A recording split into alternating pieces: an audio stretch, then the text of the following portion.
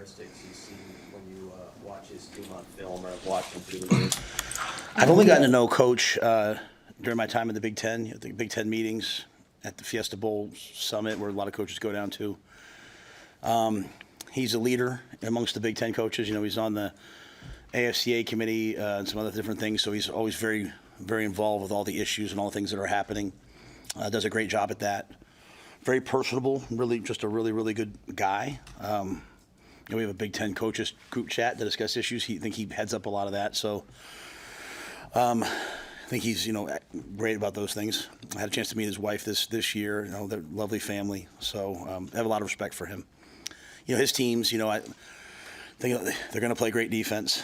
They're going to run the football. They're going to play great special teams. You know, he was obviously, after an illustrious career, you know, as a head coach, was with Coach Belichick, so I know he obviously understands that way of thinking, which is probably a lot like how we think, and doing a great job at Illinois. So I have a lot of respect for him. Coach, is Micah Mazuka going to be available this week? No, he won't play this week. He's on the team. He's practicing with us. He's just working through some stuff right now. You know, he's doing everything we asked him to do, but he won't be available. Not injured. Nope. How do you feel like Henry filled in? And, you know, what are your thoughts there about your depth at guard? Yeah, Henry, you know, if you go back to the Colorado game, we put Henry in the fourth quarter, and Henry played the fourth quarter against Colorado. So, you know, just Henry's got to be earmarked as a starter coming into the year. And, you know, obviously Mike and Justin did a great job for us the first game and a half. But, you know, Henry's healthy now, so ready to go. You guys got some big plays on them on their defense last year, but you did that in a way that maybe you wouldn't do this year because you used Heinrich a lot. What do you see from their defense, and maybe where are some areas you feel like you guys can have some success? Well, you know, we hit the deep ball to Marcus, you know, on the first drive. We hit some screens to Billy Kemp that were, you know, led to some big plays. Ran Heinrich, as you said. They've altered a lot of what they're doing, right? They're a different defense than they were. Aaron Henry's their defensive coordinator, who I've known a long, long time. He's doing a great job of putting his imprint on it. You know, they'll show man and play cover two. They'll show man and play zone. So they're playing some four down as well as the bear that they've been in. So it's not like playing them last year where you're coming in, you know, it's all going to be bear man to man. Hey, we got to win versus man. You got to be ready for man zone with a young quarterback. He's got to recognize, because they don't show it to you, he's got to recognize the zone on the snap, and they're taking the ball away at a really high level. And some of those, besides their guys just making great plays, I mean, they got some great players on defense. Some of it, though, is also them doing a great job disguising, and the guy throwing a man beater into his own coverage and then picking it off. So we have a lot to get done there. And then, yeah, to your point, we're a different team, though, than we were last year. Last year, you know, we keep track of yards after contact. Last year, we only had 71 yards after contact in this game, which is about as poor as you could ever be. But we had a lot of explosive plays that kind of made up for it. And then we had a bad fourth quarter. We started turning the ball over. So you can't turn the ball over versus them. I think they're +8 on the year right now. They've got 9 takeaways. They're protecting the ball. How would you sum up the O-line so far? I think they've only allowed 1 sack, but just overall, what's your sort of view 3 games in? We don't know anything about really those guys until we play in the Big Ten. You know, I mean, they've done a really good job versus who we've played against. There's always the areas that we're always trying to work at, you know. But this will be such a different challenge facing these guys. You know, the pass. You know, they have huge guys inside. They have excellent pass rushers on the outside. 9, 17, 3. Now they're playing 17 and 3 together. This is, you know, they create 5 1-on-1, so everyone's got to win. If one guy loses, you struggle. So, but yeah, I've been pleased with our offensive line. I think they've done a really nice job. I mean, I think anytime you don't punt in a game, you probably feel pretty good. So I felt pretty good about what we did on Saturday offensively, but that was all preseason to me. Now the season starts. You know, it's the first game for us in the Big Ten, and we'll find out where we are. Hey, Coach, this is the 400th consecutive sellout. Have you given some thought on just the historical meaning of what this night will mean for Nebraska in the 400th sellout here? You know, to be quite honest, I haven't. I certainly understand the gravity of it. You know, I think the one thing that's really easy for me and great for me to explain to recruits, you know, the first thing we do when recruits show up here on their official visit is we don't go do some fancy thing. We take a picture with them, and then we walk them right out into the field, and we show them, like, you know, hey, here's the number of sellouts in a row, and here's the All-Americans. And then we talk about the field and how our hope someday is that they win a championship on that field, but also that they graduate on that field. and how the University of Nebraska is not a football factory. It's a place of development, and that's a proof of it, that you can sell out for 400 straight games, and you can lead the country in academic All-Americans. Now they've changed some of the parameters, and they're giving some away to other people, but we've been the leader in that for a long time. So it's just a perfect blend of everything, right? And it's what drew me here. It's what draws other people here. So I think getting to 400 will be great. My job, though, is to make sure that we win that game so that people leave happy about it, not anything else. So I'm just trying to stick to football. Do you expect Jamari Butler to be available? I do, yeah. Jamari could have played Friday night. I think that was more of a, got Cam in there. We liked the way Cam was playing. Got Kai in there and just thought, you know what, we were in control of the game. Let's push him to this week and get him a little bit healthier for this Friday night game. You know, you play on a short week. We probably put some of the twos in earlier than I normally would in that game, which was actually really beneficial. They got a chance to play, like even on that fourth down, you know, fighting to keep them out of the end zone. I think that was really good for us. So Jamari should be way more healthier this week. You talked about preseason, preseason being over. Given your experience in the NFL too, you approach it the same way, obviously, game week. But could you talk about how the heightened stakes now that it's league play? Yeah. So I mean, you think about it very simply. Our goal is to go 1-0 every week. Now that we're over with it, though, when you look back on it in hindsight, like you went 1-0 in non-conference play, which is what we're supposed to do. Good teams do what they're supposed to do. But now we start the Big Ten, and we're trying to compete to win the Big Ten. That's why we're in it, right? So, all of these games matter. All these games are important, and so this is a great opportunity. It's our first league game, and so yeah, we didn't certainly approach the preseason like the preseason. But to me, it's just, hey, now we're entering Big Ten play, so our approach doesn't change, but just the gravity of the situation was a little bit different. How do you feel like you guys have played in terms of your physicality, not only in the games but in practice? Like as you go into Big Ten's a physical league, how do you feel like you guys are doing physically? I think we're doing fine physically. I mean, I think defensively, I think if you asked everyone on defense, they didn't like the tackling the other night. Our yards after contact, which has been in the 80s, the first two games was 180. So it was 100 yards more than it had been. So I think that was something that really kind of bothered us. Even at halftime, I was very calm and stoic at halftime. I was like, hey, you're going to win the game. What's bothering you guys right now, which is a really great thing. I'm so happy that it bothers us. Like, we're not just happy to win. Now we're starting to play to a standard and understand, like, when we're not playing to the standard, it really bothers us. So, giving up a long drive and giving up 3 points on the first drive really bothered them. And that means that our guys are maturing, and they're not just playing, they're not just playing to, for the result. They're playing for the way that they play. So, so physically, I mean, that was a game we went out and we decided we were going to throw it more than run it early on, and then hope to run it more in the second half and have a lead. As I told our team, we needed the defense to play better to run the ball more. We needed more than 45 plays. I think you asked that the other night, right, or whatever it was. So, but I think we're a pretty physical team. We'll find out this Friday night. This is a really physical team. You look at their stats; they're about like us in every category. So we're playing a mirror image of ourselves. You've had 3 games that have been in hand at halftime.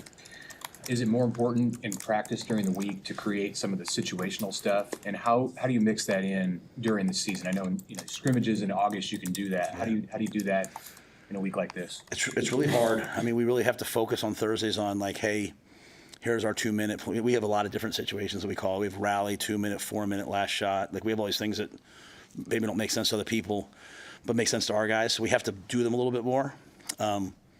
At the end of the half, we were moving in 2-minute, and we moved from last shot into what we call attack because we got the first down, and 4th and 3. The analytics say to go for that, right? In a game like that, maybe you kick that field goal because you can go up 24-3. But to me, we have to convert crucial plays if we want to be a great team. Great teams make great plays, and so that was a great opportunity to give that play to Dylan, give that play to the fellas, and say, all right, now go execute. And we didn't execute that one, right? And so sometimes when you don't execute, you learn more than when you do execute. So I think everything we do is very intentional. And again, we were pretty certain we were going to win the game, and pretty certain that we were in control of the game. I would never do anything to hurt that, but when it's borderline there, I think creating those scenarios are important. So yeah, I think that those are good things. And then the other thing that we're now realizing, okay, is, and this Friday night, obviously it's a ranked team, so it'll be maybe different, but we're no longer like the hunter. Like we're no longer like the unranked team that people are like, who do we have this? Oh, we're playing Nebraska. Oh, okay, we beat them the last 4 years. Now you're the team that your people are preparing for. You know, the UNI players who I had a lot of respect for. I mean, I thought that quarterback was a dude. I liked him too. Was a dude. After the game, they talked about, hey, we talked about this game all summer long, and our guys have to understand that, like, you know, and then you start putting numbers in front of your name, right? People start saying, oh, we want to go beat a ranked team, you know. So it's not quite your question, but I just do think our guys understand you're going to see different things. So all of a sudden we come out against these last week, and they're bringing 0 in the red zone. It's like, okay, well, you know, they got us on one. Now we need to kick a field goal. That could cost us a game at some point, right? So we have to be better in those areas, and so we're having to do a lot more situational stuff. To your point, Mitch. Because we haven't been in, you know, haven't had to go down there at the end. Ty Wallen has gotten on the field quite a bit these last 3 weeks. What have you seen from him to earn that playing time so far? Yeah, Kai's the guy that could have played for us last year. We redshirted him because we're trying to build a championship caliber roster, you know, and so sometimes we do things that are difficult to do in the moment but pay off in the long run. And Kai and James were 2 of those decisions last year that we redshirted last year. And I appreciate the confidence like Kai and his family had in us to do that because he was playing pretty well when we sat him. But now he's out there. He's a redshirt sophomore. He's 260 pounds, and he's playing better than he would have played if, you know, he played last year. So he's rugged. He's physical. He can play. He can go inside and play a 3 technique. He can play outside as a 5. He's getting good pass rush. So he's a guy that you can put in there and mix in with the 2s, mix in with the 1s, and know that the level of play is not going to drop off. Riley Van Poppel a 4-game guy, or Yeah. is he going to play the whole season? Yeah, Riley will be a 4-game guy. How do you communicate that to somebody when they played again most of all last year? Hey, you can play 8 plays to 10 plays a game this year, or you can be Ty Robinson and those guys when they leave. And so that's a decision they make. Again, it's a credit to Riley. It's a credit to his family. And Riley was joking with me yesterday. He was like, hey, when they went down the field on that first drive, I was waiting for you to say, forget it, get in there. But I just think it's trust, right? In an era where I go to a lot of meetings and hear a lot of coaches say, like, these kids are going to transfer anyway, play them. You know, just because the system's changed doesn't mean a coach should change. Coaches are here. We're here to do what's right for the players. And so, Riley can certainly help us. We have other guys we think can help us, and we think Sue is going to come back and be healthy here soon. And, you know, we're going to, if we can, and we have 2 more games with Riley. So, but I think Riley's going to be a great player here. And I think this year, because he stepped in for us last year, this year of development, you know, he's on the scout team now. Just think of how much better our scout team is when we're out there today and we're having to block him. And then we got Brody Tagaloa back. I should make sure. And so happy for Brody, for him to get on the field this past Saturday was such a monumental thing. I've watched him, you know, in the weight room in the mornings at 6 a.m. for the last 2 years. And I think back to when he got hurt, his dad and mom coming in and his dad saying to him, sometimes in life you have to embrace the delay. And I wrote that down. I said, what a beautiful thing. And Brody's just grown in the interim. So we have some guys back now, Sam, that allow us maybe with Riley. Coach, you mentioned Ty Robinson. You know, he could have left 1, maybe even 2 years ago. But what does that say that he had trust in you to come back for this year? Yeah, I mean, I told him to leave, so he didn't trust me too much. I said, you should go get some money, you know. I just think the world of him. Honestly, I just think the absolute world of him. Guys like Ty Robinson are why guys like me coach. You know, just that daily interaction, that daily relationship. And the great thing about Ty is he lets me be me. You know, I'm sarcastic and snarky out there on the field. I'm taking shots and da-da-da. And, like, guys like Bear and him, like, I teased Bear the whole week against Colorado that, you know, we weren't going to need him that week because it wasn't a run game. It was going to be a pass rush game. He got a sack, and he's, like, yelling at me from the field. Like, that's why I do this. I don't do it for any other reason. I love watching those guys. And so Ty's bringing that group along, too. You know, Ty's bringing that group along. And what I love is when they leave, their legacy will be here. And Ty talks a lot about the guys who were here before him. So it wasn't like there wasn't great leadership in the D-line room before that. You know, Coach Dawson, all those guys did a great job. Ty talks a lot about that. But Ty, Jamari, Nash, I can't imagine a better group. And next year when it's Cam and Riley and those guys, I don't think we'll skip a beat. Did you see him take out with Tenza? Yeah. So after we beat Colorado, Jordan sent that out, like just the video of it on, like, we have a whole staff group chat. It's like 100 people, and I put it on my family group chat. And my 9-year-old, my 11-year-old, they thought it was the funniest thing in the world. Julie thought it was the funniest thing in the world. So I saw on Twitter them shaking hands now. So that's you know, we can have fun without being silly, right? So I like that they're having some fun, but no one practices harder than Ty.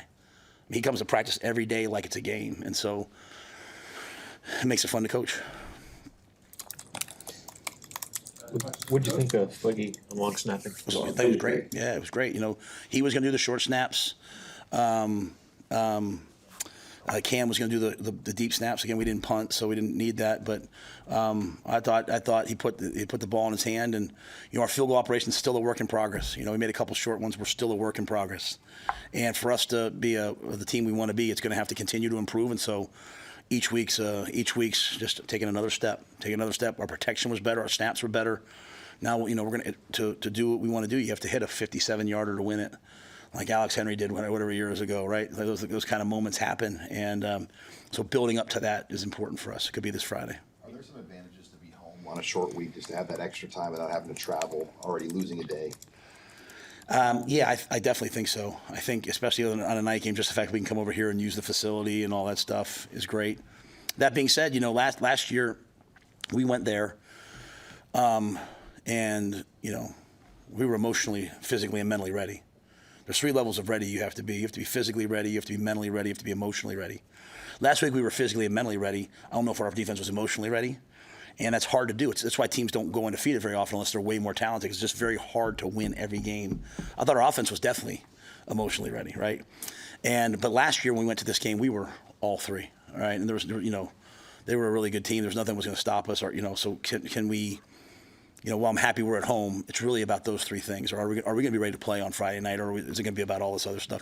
This is going to be an absolute battle. They're a really, really good team, and it's why in preseason when people start asking about the schedule's easy early, is it? I mean, I'm looking at power rankings now, and we have one of the hardest schedules in the Big Ten moving forward that coming out last week, right? So all that preseason's fluff everyone talks about is not real. You get to especially now in the transport portal era, you better just get to the season and see who you're playing.